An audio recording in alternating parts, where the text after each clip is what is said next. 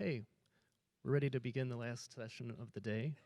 And please welcome Zac Hatfield-Dodds, maintainer on the Hypothesis project. Whoa.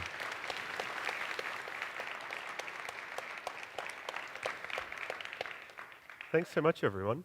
I'm from Australia, and as you may remember from our keynote on the first day, Australians like to start talks at events like this with acknowledgement of the traditional owners and native peoples of the land on which we're speaking. So I grew up in southeastern Australia, just around here on the land of the Ngunnawal people, which was never ceded to them by invading or settling peoples. And I want to acknowledge that North America in some ways has a similar history of colonization. But I'm here to talk about property-based testing. And the fundamental idea here is that you probably spend some or much of your time writing tests and would like to spend less of it writing tests. And this comic strip is taken from XKCD, and what's not shown is the second panel, which indicates that you start writing code to automate the task, and it just sort of trends up and to the right forever, and you run out of time for the original task. There is good news. That's the job of the library author. But before property-based testing, I want to talk a little bit about an overview of software testing more generally, to give you some idea of the context of where I think this fits into testing, and also some of the context for where the terms I'm using and the concepts I'm going to be discussing later in the talk. So my first tip is that there's some design patterns which are good for testable code and often just good for correct code. And these are independent of what kind of testing you're doing. Immutable data makes it easier to test because you know that someone's not changing it in the middle. Using a canonical format, that's where there's exactly one way to represent any given piece of data or action, means that you can't get confused by whether things are equal or not. Well-defined interfaces, I think, should be fairly obvious. If you know what they are, it's much easier to describe what they should do.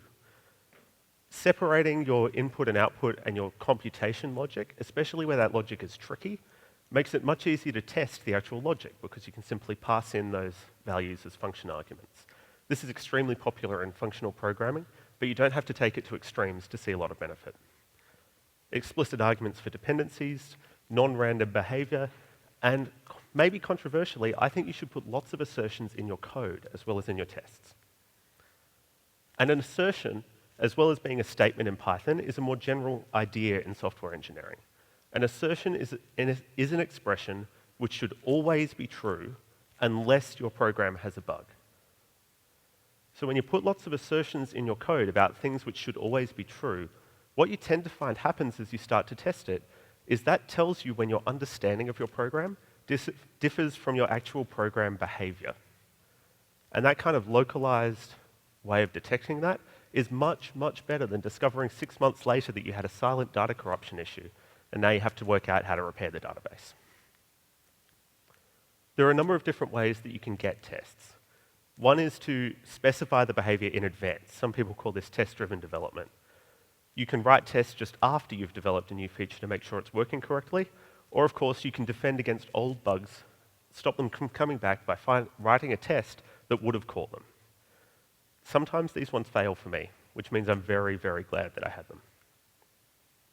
There's different ideas about what a test should do.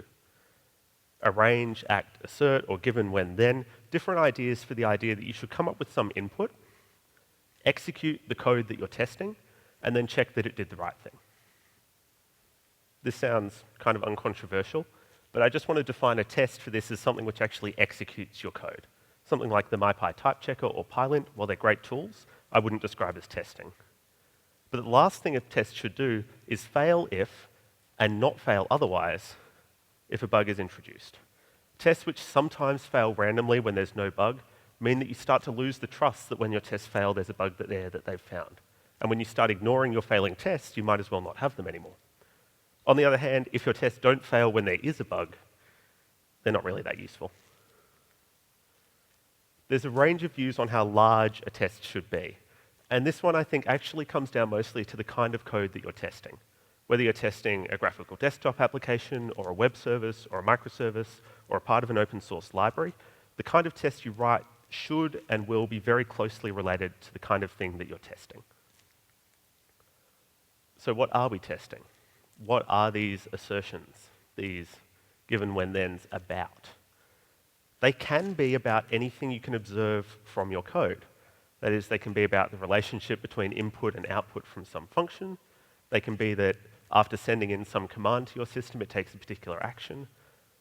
You could even test for certain kind of performance characteristics.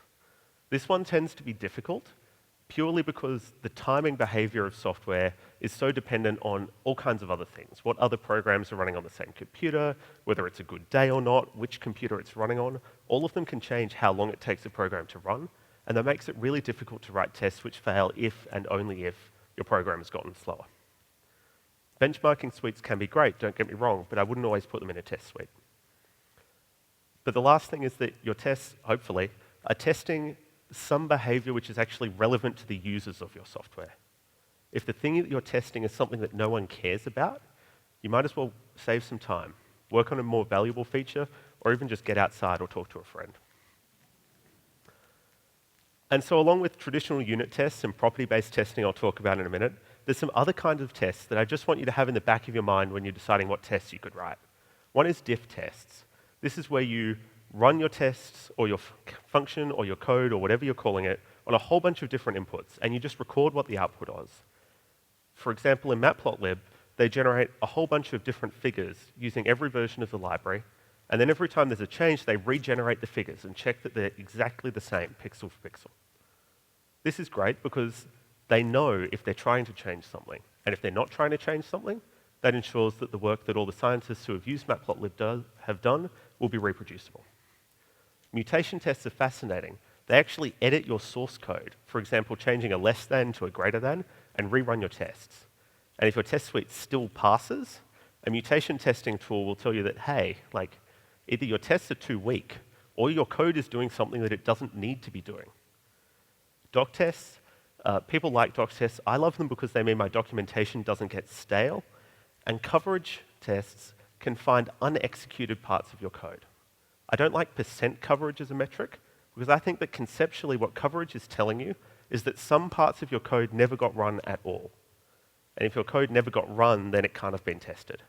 Maybe that's a problem, maybe it's not.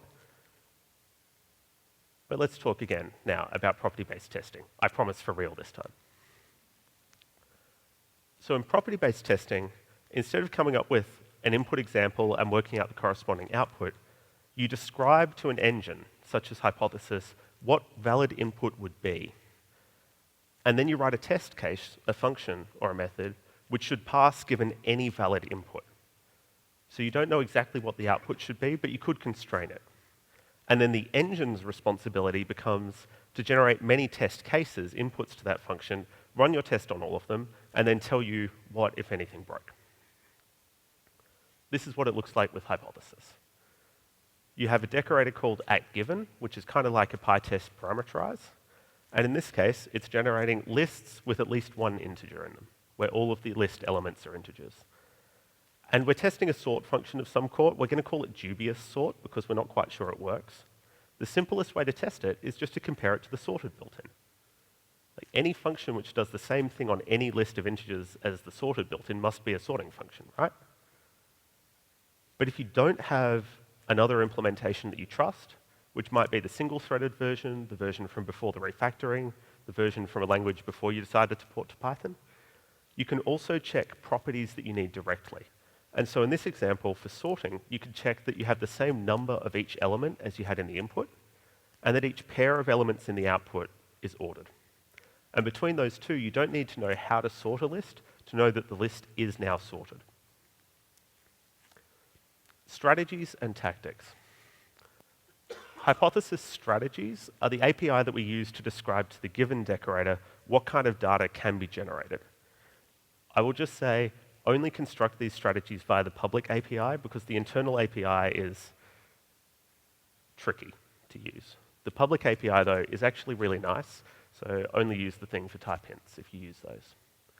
The simplest strategies you can get are for simple values. So if you have built-in types like integers, floats, booleans, none, strings of various kinds, we provide strategies for those which you can simply drop into your test and optionally constrain.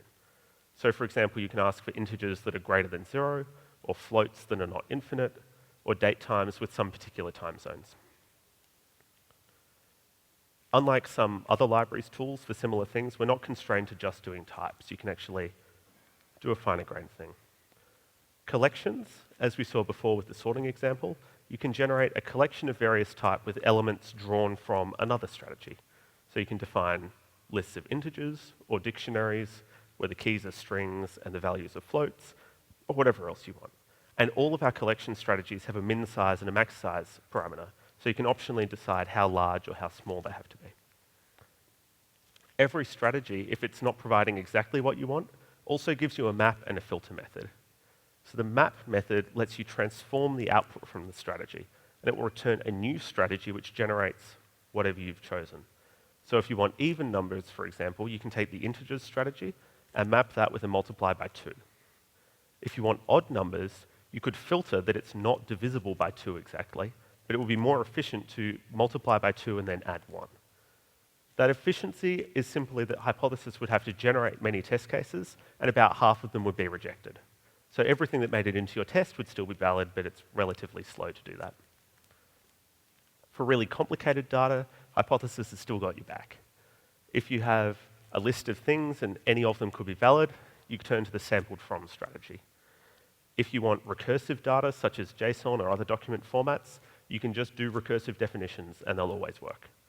You can combine strategies together, such as integers, and then the Boolean or pipe text will give you a strategy which can generate strings or integers. If you're thinking in terms of set operations, though, you can't take the intersection because it's intractable in the general case. And the final one is that people often ask, how can I build custom objects with hypothesis? The easiest way is the build strategy. You pass the constructor, so for example, a class or any function you like as the first argument, and then the remaining positional and keyword arguments are strategies. Those then produce the keyword and positional arguments. They call the function or the class, and you get the instance. Strategies can also be inferred from schemas. So if you have something like a regular expression that input has to match, we can actually generate strings which match the regular expression for you. If you have a NumPy data type, if you're doing data science or pandas work, we can do that.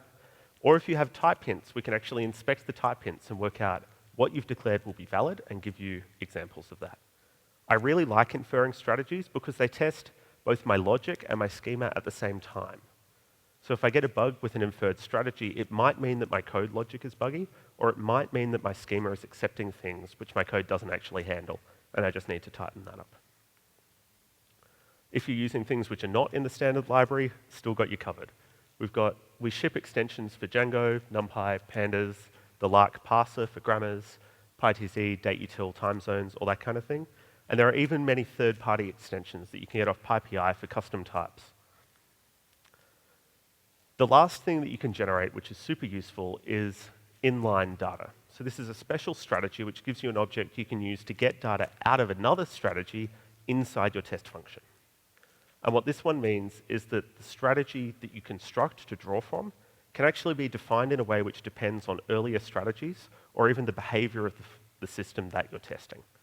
It is super powerful, great for complex systems, but if you don't need it, it's better to fall back to something like the composite strategy, which is a little less general and so easier to debug. So that's the strategies API. Tactics then is techniques or design patterns for powerful property-based tests. Some of those are simply properties, others are different ways of thinking about your code. So thinking about like a specific input and output mapping, I'm going to call auto manual testing. It's still automated in the sense that something like unit test or PyTest can run your tests for you, instead of like sitting at a keyboard typing away for half an hour every commit. But it's still kind of manual because you're coming up with every input yourself. An oracle test is something like the sorted example before, where we have a trusted implementation that can exactly tell whether or not our code is doing the right thing. Oracles are tricky because you need that whole other implementation. If you have something once, programmers don't like to repeat ourselves, so we might just be using it directly. Sometimes, though, you might have oracles which only work on part of the input space. So, for example, you only trust it if it's given positive numbers, and you can still use that to test. Or on the flip side, you might have a partial specification, which is where you know something that covers the full range of possible inputs, but doesn't fully constrain it. So for example, you know that the temperature must always be above absolute zero, but you don't know exactly what it should be. And I'll talk a little more about scary sounding things like metamorphic testing and hyperproperties in the last section. Oracles are particularly useful when you're refactoring or testing performance optimizations. A kind of natural way to get an oracle is when you have a single-threaded version of something and you want to run it on all the threads instead. Can I just see a show of hands? Who has ever had a bug that only appeared when you ran your code on more than one thread? Quite a few hands. The other neat technique is reverse oracles. So this is where instead of trying to work out a question, you generate an answer and then calculate a question that should get that answer. Most of the examples I can talk you through are kind of contrived, but a classic one is factorizing large numbers. We know this is really hard, and we hope that it's really hard because most of our cryptography depends on that. But if you're testing something which is meant to factorize numbers, you could instead generate a list of numbers that are the factors, then multiply them together and hand that to your function. And that way you already know the answer that it should be trying to calculate. Sometimes this means you have to test the oracle as well, but I promise the power you get from these tests can absolutely be worth it. Special case oracles. There's a whole bunch of these. It's a general pattern you start to recognize where you go, wow, if I didn't have to deal with the empty list, this would be so much easier. Start thinking about those as special case oracles, and you'll start to see the patterns and the opportunities for the testing. Partial specification is the most common of all, though, where you have some constraints on the value that the mean of a list of numbers can't be less than the minimum or more than the maximum. This one fails for floating point numbers, by the way. And there are lots of specifications like serialization. If you're dumping something to a string or sending it across a network or putting it in a database and getting it back, you might not know exactly what it's going to look like, but you can know properties like when you serialize and deserialize, you should get your input data back out of it. And then there are some common properties, and I'm just going to run you through a very few of them. Sometimes these are just good API design in general. At other times, I go to extra effort to implement these properties just because I can then take advantage of them for my tests. Just calling your function with input that should be valid and watching it crash. Show of hands, who thinks that this test should pass? You're all paranoid. Who thinks it should fail? You're just not putting your hands up. It fails. Because the maximum is undefined of the empty list, and so you get a value error very quickly. You might have slightly more complicated invariants of your code that, for example, sorting doesn't change the number of each element in the list, that it's a permutation, or that taking the set of a set is the same as just taking the set of the thing. These invariants often get called things like algebraic laws and blah, blah, blah. I just think of them as things which should always be true for your code. The best ones, though, my favorites. So the first test I'd recommend you write with hypothesis is just call it. The second one is to look for a round trip property. And these are things like dump it to JSON, read it back in. Factorize, multiply, set a value, get the value back. Especially if you have a complicated system or something which is doing a few hops or which has optimization logic, often you'll find edge cases pretty quickly with this. And so the third part of my talk is how do we test things that would be traditionally considered untestable? Well, maybe they're not untestable after all. Maybe they're just really annoying to test or we don't have good tools for that. Black box functions, where for any given input you have no idea what the output should be. This can include simulations of things, machine learning systems, or code which has lots of state, things which depend on a database, which maintain caches, which talk to the network. Things which are not just functions where you can put in an input and get out an output can be a lot harder to test. So the first technique I want to teach you about is metamorphic relations or metamorphic testing. And this is just scary jargon that academics invented to get papers published. All it means is that while we might not know how input relates to the output, we do know something about how if we changed the input, we would expect the output to change. My very favorite example of this is RESTful APIs. If you don't know what's in the database or the data store behind them, you have no idea what a query should return. But you can know a few things, like if you add a search term to your query, you should get at most the same number of results back. Or that if you make the same query twice without changing the database in your tests, the results shouldn't depend on how many items you want per page. This one is a real bug in Spotify. And then, of course, there are all the standard properties from before that you could apply to REST APIs, that if you set a value and then get it, you get the thing you set. If you delete a value, then you can't get it after that, all this kind of thing. Can anyone else read this slide? The state of the art for testing neural networks is terrible, frankly. So if you work on neural networks in research or in production, I have some advice. Embed lots of assertions. Things like, if you run a training step, the model weight's actually updated. And use as many simple properties as you can across your tests. An interesting tip about the assertions I've been talking about, if you run with the Python optimize environment variable, Python will not execute your assertions at all. So you can have assertions sprinkled through your code which run in your tests, but never even happen in production. Super, super useful. And the last thing is stateful testing. Things where the behavior is actually changing over time, depending on previous states. And this little puzzle is an animation of the Towers of Hanoi. As a kid, I thought it was impossible, and as the animation demonstrates, it's clearly not impossible. We like stateful testing because most software does, in fact, have state. Things change over time. Functional programmers like to talk about monads or burritos and get around the problem in various ways. But the world does have state. Networks are stateful. Networks can fail. Databases are stateful, and databases can fail. The world does, in fact, have state. And if your code has any relation to the real world, your code must deal with this fact. And if it doesn't, your code doesn't need to be executed, so you don't need to test it. But is this state problem a challenge for generative testing? Well, I have nope on the slide, but to tell the truth, you do have to be pretty careful about this. I'm not going to pretend this is easy, just that it's possible and that it's worthwhile. So the real trick is to work out how we represent this problem of state. And this is, again, computer science jargon. A non-deterministic finite automata means a thing that has state, like a class with a variable, and it has actions, like methods, which may or may not be valid to take depending on the state. There's usually a state you start in, but if you think of this as like a class with an init method and then other methods you can call, that's it. It's not that complicated.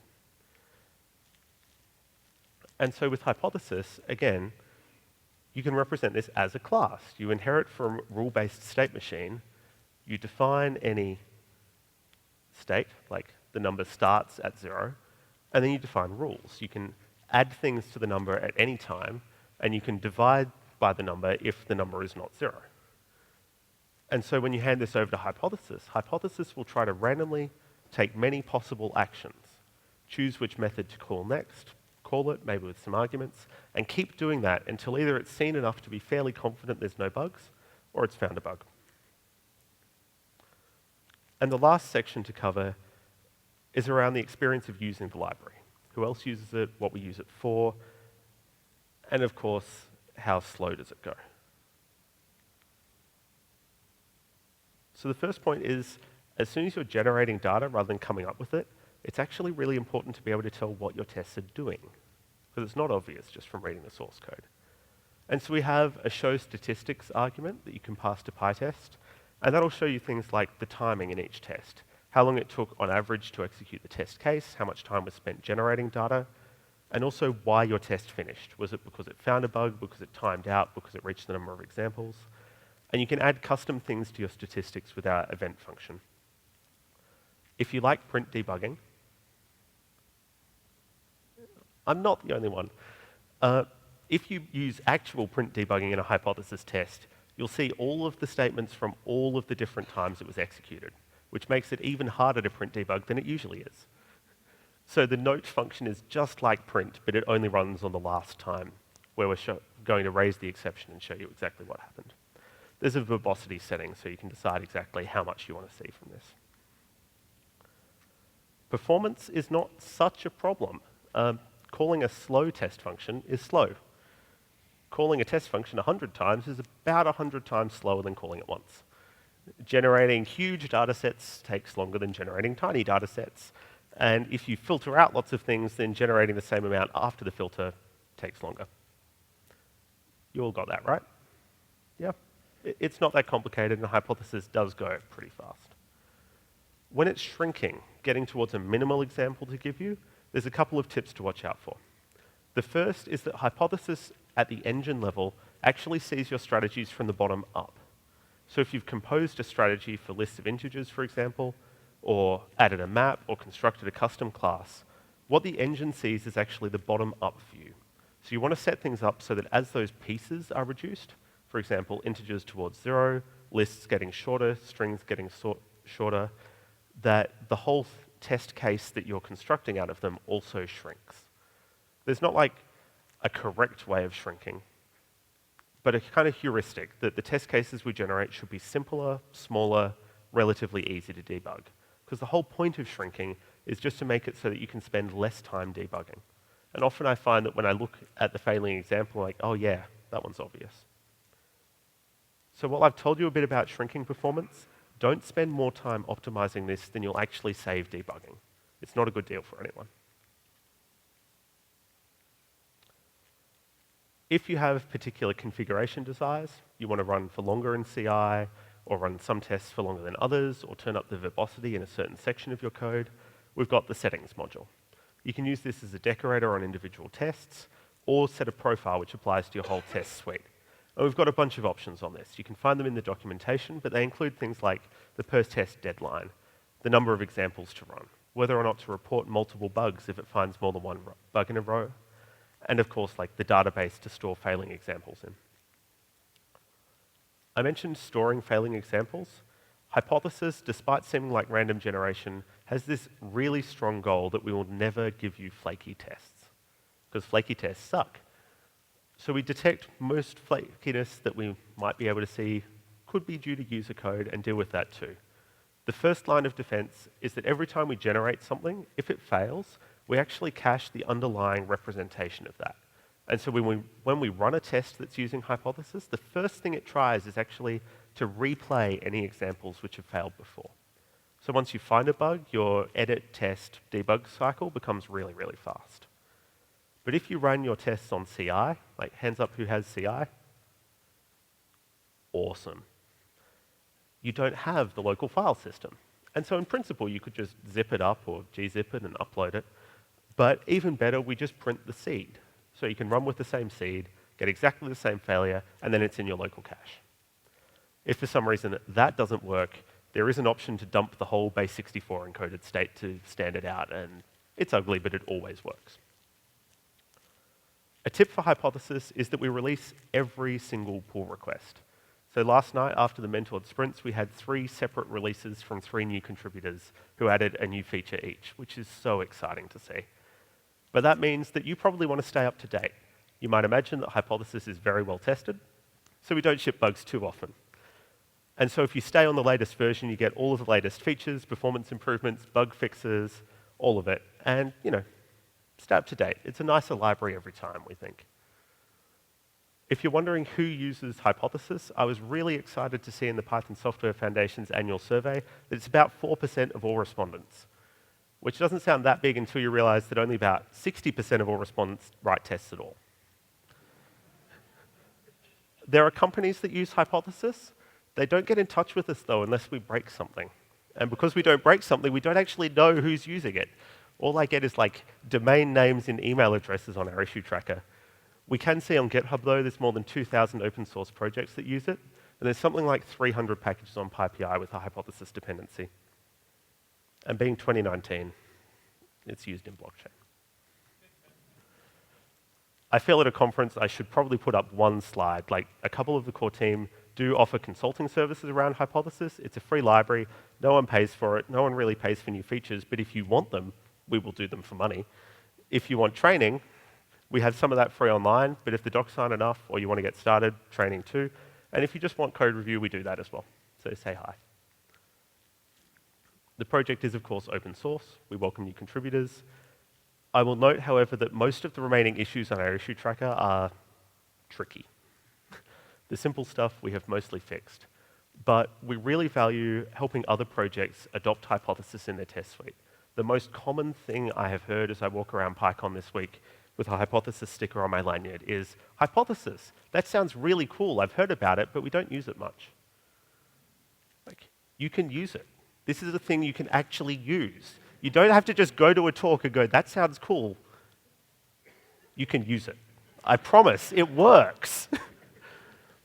And as part of that, we go, we want this to be legible. We want this to be a library that you can understand and take advantage of and put together in ways we hadn't anticipated. So we actually try to design our user interfaces and our error messages to help you. So the library either does what you expect it to do or explains clearly why it's not able to do that and what you should do or try instead. As to the last part, hypothesis is not actually a silver bullet. It's not magic. It's just code. So I don't always use hypothesis to check that things which I expect to fail really do fail. Sometimes I have a large enough corpus or a cross-language test suite for some generic protocol that I don't need to use hypothesis, though I'd usually use it too as well. Because it runs the test 100 times, again by default you can turn it up or down, it's not always worth it for extremely slow tests. Though in that case, I would usually write the hypothesis test and just put a skip marker on it, so that if the other one ever fails or I ever get suspicious, I can still run it, go get a coffee and come back and see what happened. So, thanks so much for coming. If we have time, I'd love to take some questions.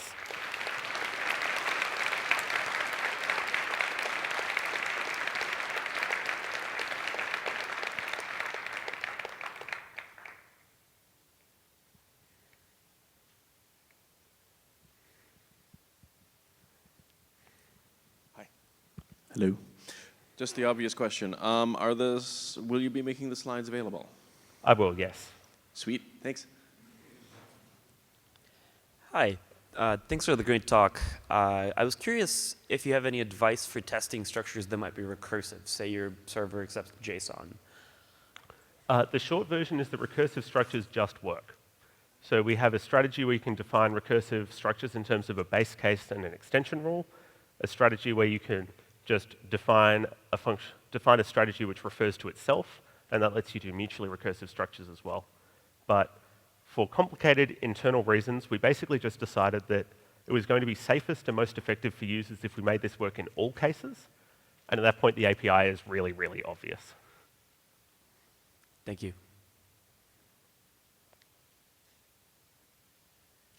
You mentioned somewhere during the talk about like testing RESTful API and like trying to maintain state or like test state.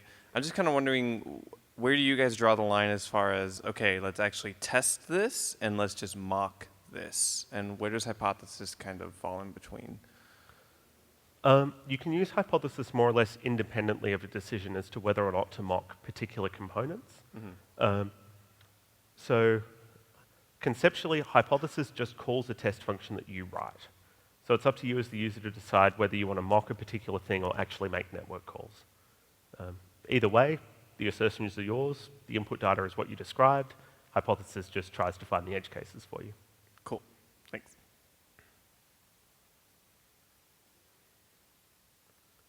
All right. If there's no one else then, thank you very much.